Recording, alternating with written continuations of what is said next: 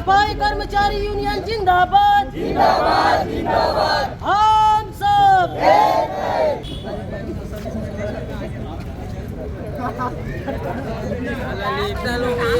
सफाई करते हैं। हमारी मांग ये है 8/7/2024 को निगम द्वारा 100 लोगों की स्वीकृति हो चुकी है, जिसमें ठेका पद्धति में सफाई कर्मचारी 300 लोग कार्यरत थे।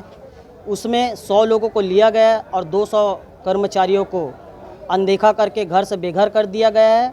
जिस समय कोविड महामारी जब बीमारी देश में फैली हुई थी, तो यही कर्मचारी अपने वार्ड एवं शहर एवं ग्रामीण में जाकर साफ सफाई करते थे, और आज यही सफाई कर्मचारी को निगम प्रशासन और ठेकेदार अनदेखा करके काम से बंद कर दिया गया है। जिस समय बीमारी से लड़कर ये अपने जान को खतरे में डालकर काम करते थे, उस समय अधिकारी एवं नगर निगम प्रशासन को ये नहीं दिखा कि ये लोग कैसे करके अपने आप को जोखिम में डालकर ये शहर में काम किए और लोगों का जान बचाए।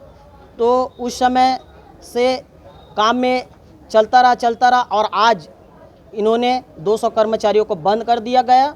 और हमारी मांग ये है, अगर पूरे के पूरे ठेका पद्धति में काम करने वाले 300 कर्मचारियों को नहीं लिया जाएगा तो हम नगर निगम गेट के बाहर पंडाल डालकर धरना पर बैठेंगे। 200 लोगों को काम से हटा दिया गया, सिर्फ 100 लोगों को लिया गया, क्या कारण है इसके पीछे, क्या बोला गया?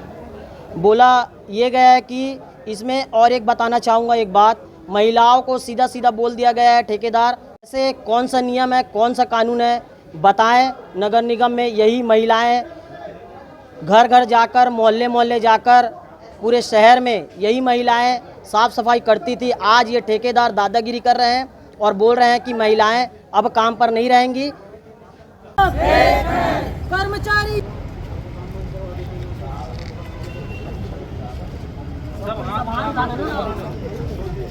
हम सब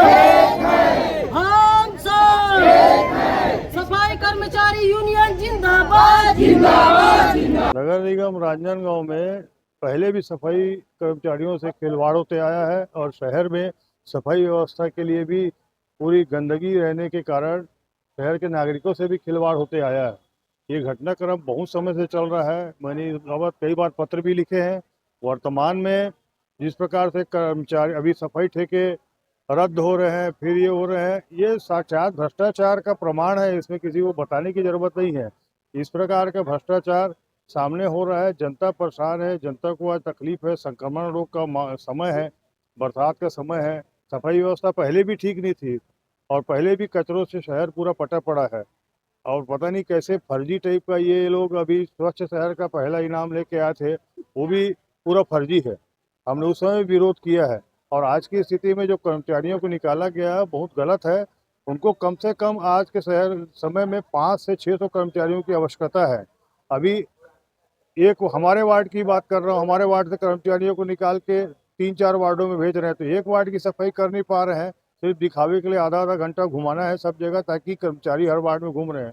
ये शर्मनाक स्थिति है, और इस बाबत कमिश्नर यदि व्यवस्था को ठीक नहीं करेंगे तो निश्चित रूप से अभी बैठक करके हम लोग कोई उचित निर्णय लेंगे। जनता बहुत परेशान हो चुकी है, और कमिश्नर जिस प्रकार से अंधा भ्रष्टाचार चल रहा है और पूरे शहर के प्रति, स्वास्थ्य के प्रति लापरवाही चल रही है, इसको बर्दाश्त नहीं किया जाएगा। हद से पार हो चुका है।